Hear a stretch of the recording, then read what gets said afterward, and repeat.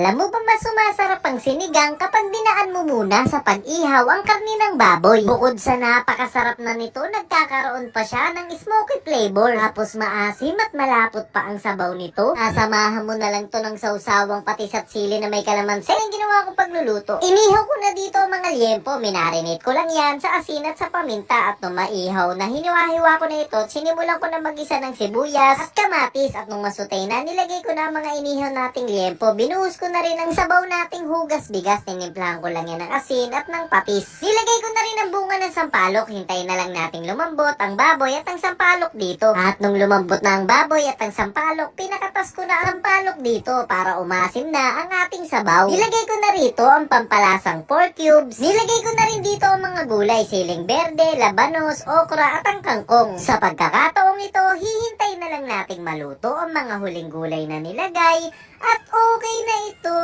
And finally, luto na ang ating napakasarap na sinigang na inihaw na liempo.